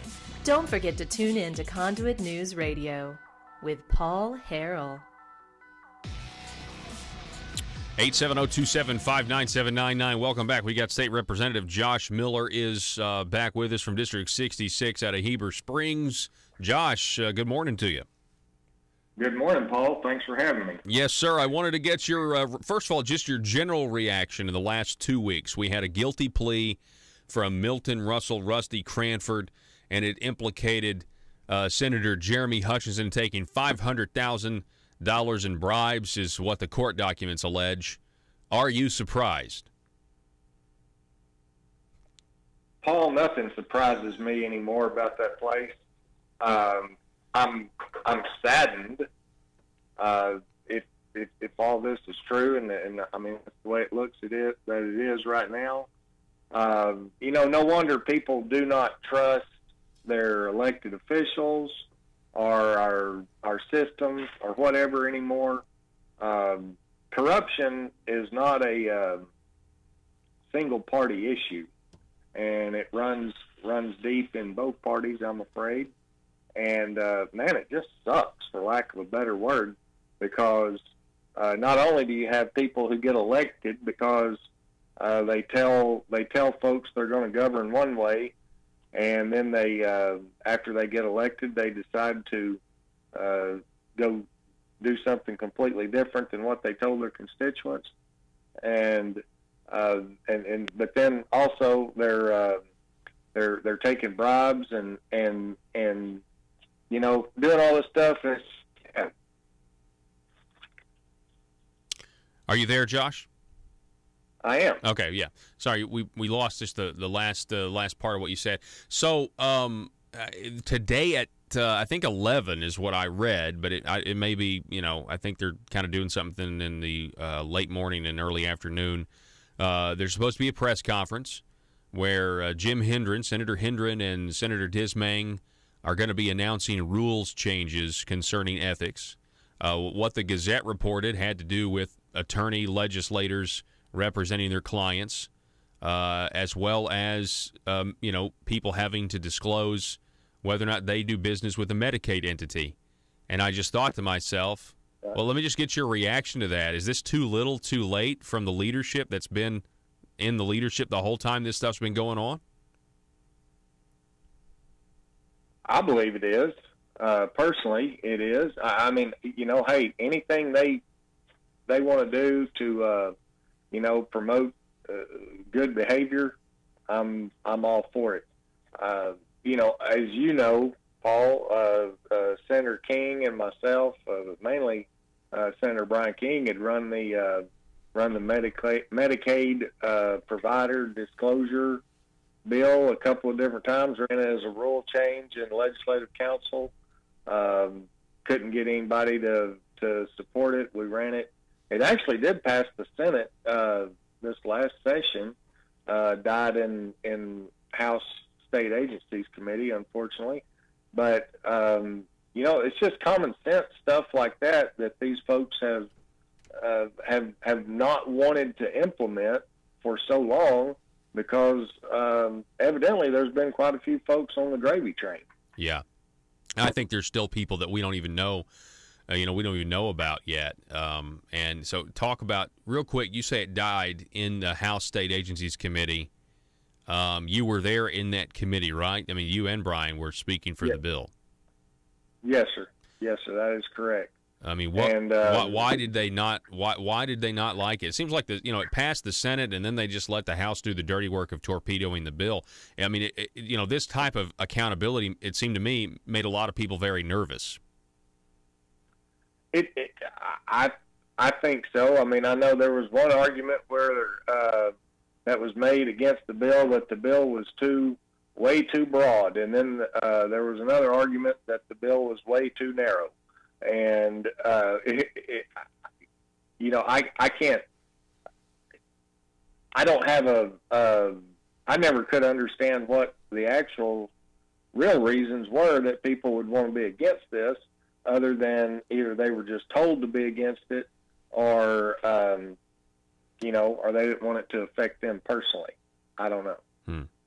But it's sad. I mean, people, we didn't say the bill didn't make it illegal for a legislator to do business with or whatever a Medicaid provider. It just said you had to disclose it. Just have to make your constituents aware of the fact that, in my case, hey, if I'm doing $80,000 to $100,000 a year worth of business in my personal business with, say, Baptist Hospital up here in Heber Springs. Well, my constituents ought to have the right to know that, because then that, they might think, well, hey, Baptists might have Josh's ear when it comes time to vote on Medicaid spending. Mm-hmm. And anyway, we have to disclose everything else. I mean, heck, a registered lobbyist can't buy me a Coca-Cola when I'm down there in Little Rock or anywhere else for that matter. We certainly don't, they can't spend $5 on us for lunch, but we want to, because of all our ethics laws and reforms and so forth, but, we don't want to put a stop to, or we just don't want to require folks to disclose what's actually going on. And it doesn't make any sense to me, and I'm hoping and I'm optimistic that maybe we can get it past this upcoming session. Who knows? Well, I mean, I certainly, I mean, for the sake of the people, for the sake of good government, of course we want these, we want these reforms that, Linda Collins Smith had a good one. Attorneys don't need to be representing their clients before the legislature or legislator attorneys. And of course, she's targeted in a primary, and so was Brian King, targeted in a primary, and they both lost those primaries. And yet they're the two senators, Josh, that were trying to expose everything we're now seeing slowly drip, drip, drip out.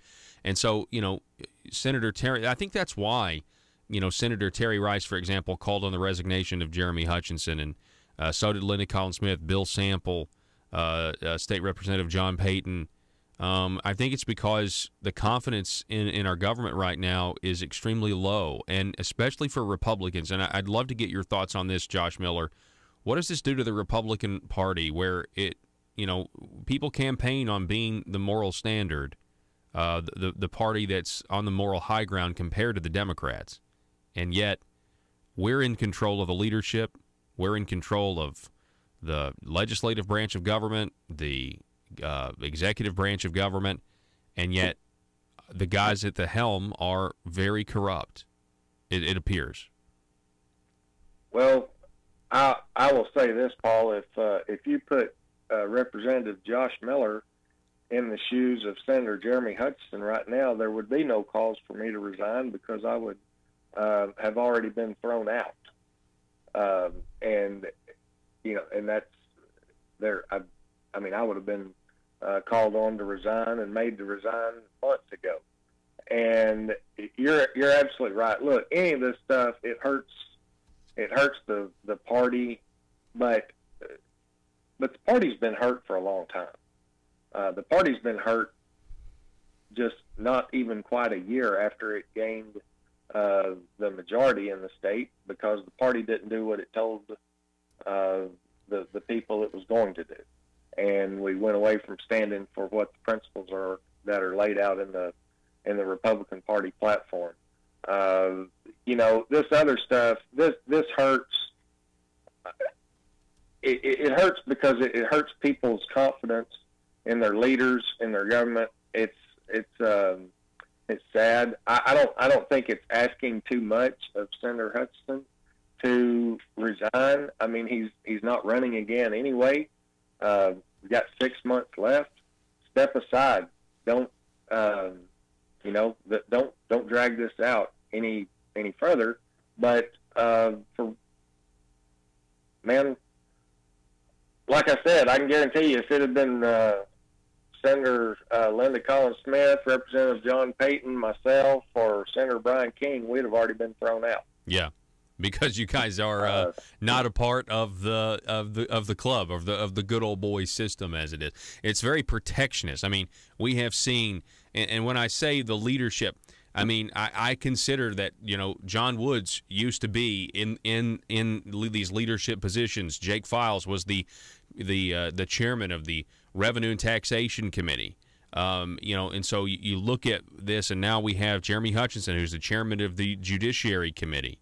I mean, these are people who are, protectors of the status quo. There's more to come out too, I believe. And so, I mean, I appreciate what you're saying, Josh, about Jeremy needing to just go ahead and quit, dragging this out. I tweeted the other day that he needs to resign, maybe take a plea, and who knows who else he may give up. It's clear that Rusty Cranford took a plea and gave up Jeremy Hutchinson. So we'll see kind of where this goes from here. I mean, where does this go from here? I mean, how do we recover this? The reputation and the faith that we want. I mean, Josh, here's my thing.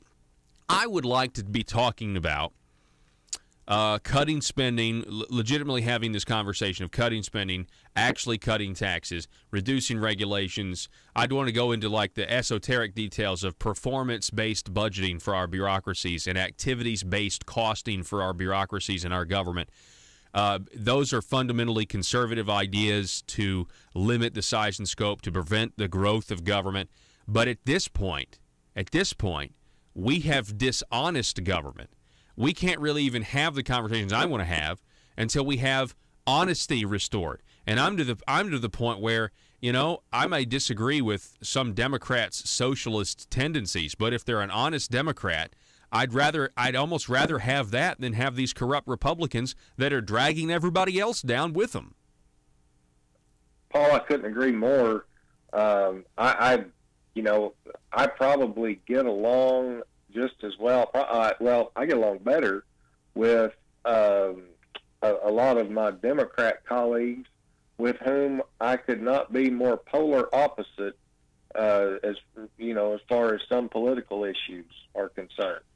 But you know what I appreciate about them is they're honest people, and they're honest about what their convictions are, for one.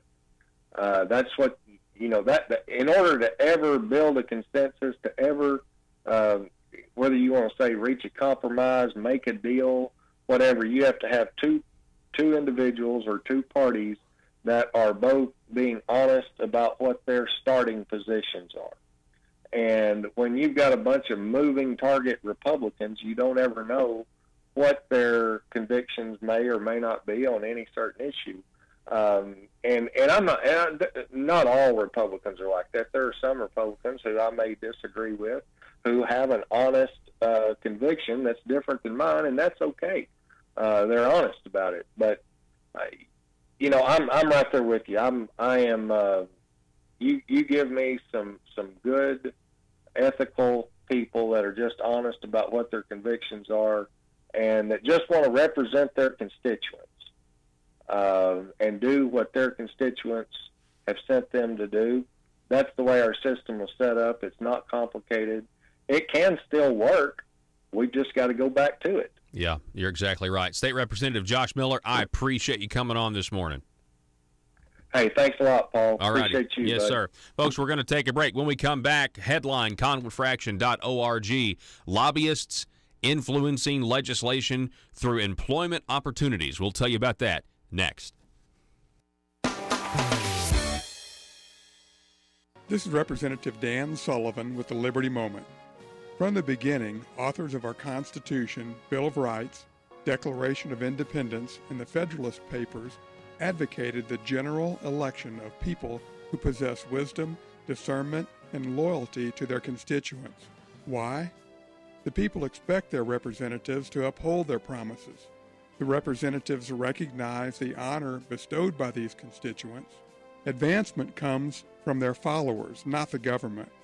Elections are frequent, and accountability is a compelling factor to loyalty and support from constituents. From a July 5th, 1929 speech by President Calvin Coolidge. This is Representative Dan Sullivan with the Liberty Moment. Paid for by Sullivan for Arkansas.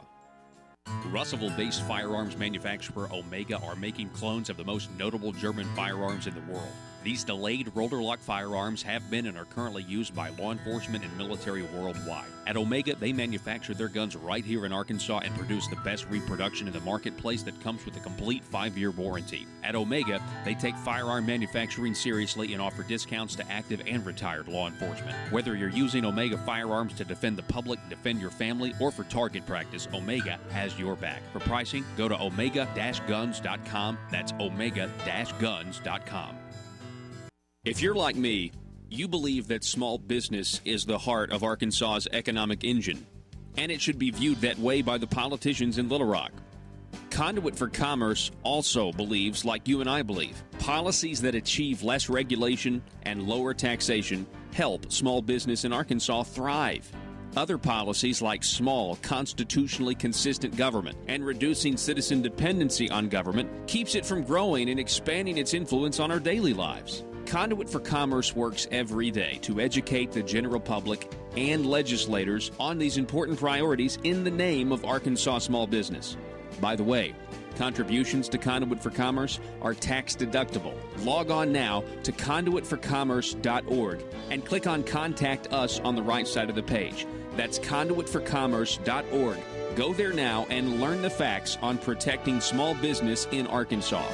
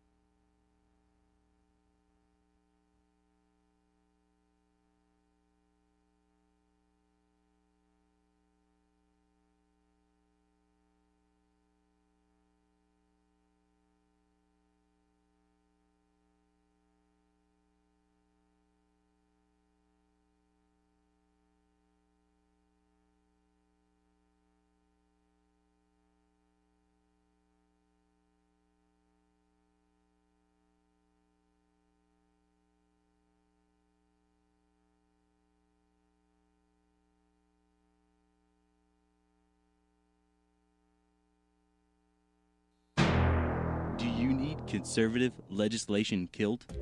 Or do you need policies enacted that ensure government growth? Then you need to get Nephewed. Hi, I'm nephew number 1 of uncle, nephew, and nephew, attorneys at law. I'm not a lawyer, but I am a senator. And I'm nephew number 2, and I am a lawyer and also a senator. Are you the victim of a recent accident in which the voters in your community mistakenly elected a limited government conservative who is now actually implementing the ideas he or she campaigned on? That's right, nephew number 1. Don't be a victim of democratic elections any longer. At Uncle, Nephew, and Nephew, we are committed to killing limited government legislation and promoting bills that increase the size of government by using any tool at our disposal. Because sometimes the truth of the matter is, principles get in the way of pragmatism. Just listen to some of our great testimonials. Ever since I've been using the nephews, all my special interests have been served. As long as you make sure your contract says lobbying services are prohibited, then the legal services of uncle, nephew, and nephew are legal. Trust me, put the nephews on them. It came out of nowhere. I was blindsided last election cycle when my well-funded and paid-for politician lost to some grassroots limited government voters. But then I hired the nephews, and they killed all the conservative policies the voters wanted. I got nephewed. I got nephewed too, and so can you. Uncle, nephew, and nephew will accept compensation via campaign contributions. Put the nephews on them. PHP Parody.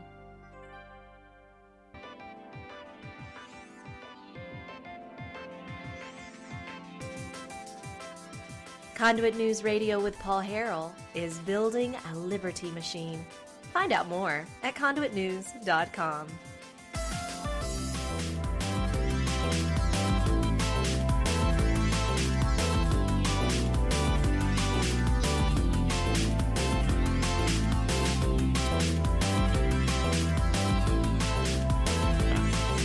I want to remind you guys, if you're not on Twitter, go get on Twitter and follow me on Twitter at Paul Harrell 1776 is my Twitter handle. And while you're there, also you want to follow separately Conduit News at Conduit News. Conduit for Action. Lobbyists influencing legislation through employment opportunities. From FBI investigations, we've learned that lobbyist Rusty Cranford built special relationships with legislators through jobs. But we know the practice is not just limited to Cranford. Let's go down the list. Senator John Woods.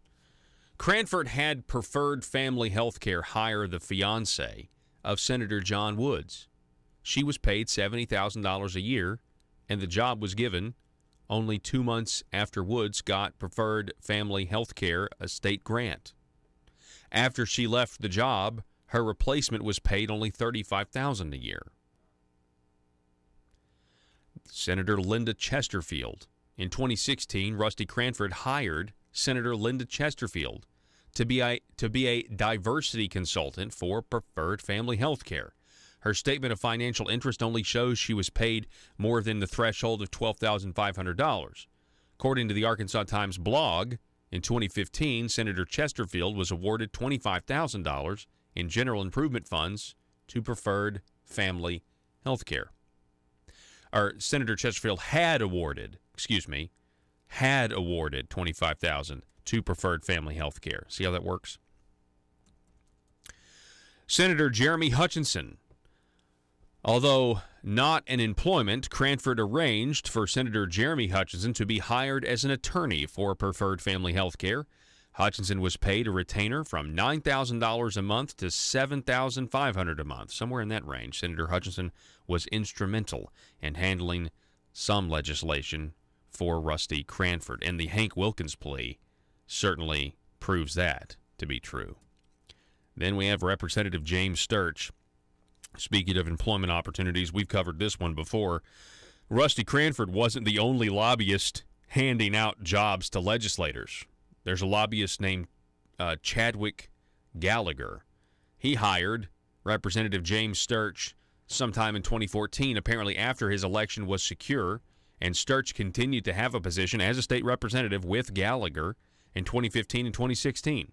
Gallagher's holdings and property business, for which Sturch received income, has the same address and is in the same house as Gallagher's lobbyist business. The business is located in DeQueen, over 230 miles from James Sturch's hometown of Batesville. We know about Cranford's connections because of the FBI investigation into his activities.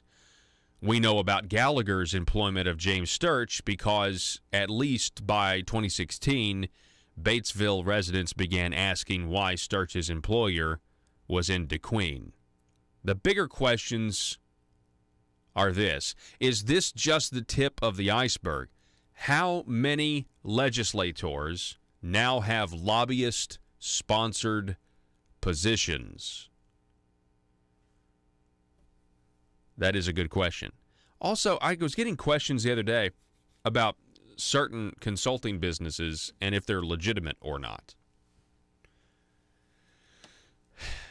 You know, these legislators, the ones who are not attorneys, the legislators who are not attorneys and they can't funnel the money through the loophole in Arkansas like Jeremy Hutchinson attempts to do or Michael Amaro attempts to do because they're lawyers. The legislators who are not lawyers, what do? Well, you could go the John Woods route and you could funnel the money through Christian College. You could try to pass marijuana legislation to where the tax dollars go to solely the Christian College. You could do that. Or you could just set up a LLC and call it a consulting firm and be a consultant for special interest. And they could just pay you extra money on the side for your advice and expertise in I don't know what do you bring to the table other than a vote or other than the ability to file legislation that you're paid to file? The question is this just the tip of the iceberg? Yeah.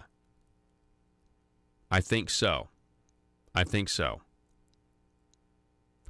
Folks, the telephone number is 870-275-9799. You can call or text that 24 hours a day. Leave us a voicemail. Tell us what's going on. I would encourage you, if you missed the first hour, go check it out. It's up at facebook.com/Conduit News. Also, the podcast, if you don't want to use your data to eat up the video, we have audio-only podcasts, which used to be what a podcast was, just the audio. And you can go to SoundCloud, search for Conduit News Radio, or you can go to iTunes, search for Conduit News Radio. If you don't want to do that, you can just listen to it on the website, conduitnews.com. Click on podcast. You can just listen right there. It's embedded in the page. We've got to we got to wrap up the show. Tomorrow is Johnny Cash Friday. We will see you here. Arkansas, thanks for listening. Have a great day and be safe.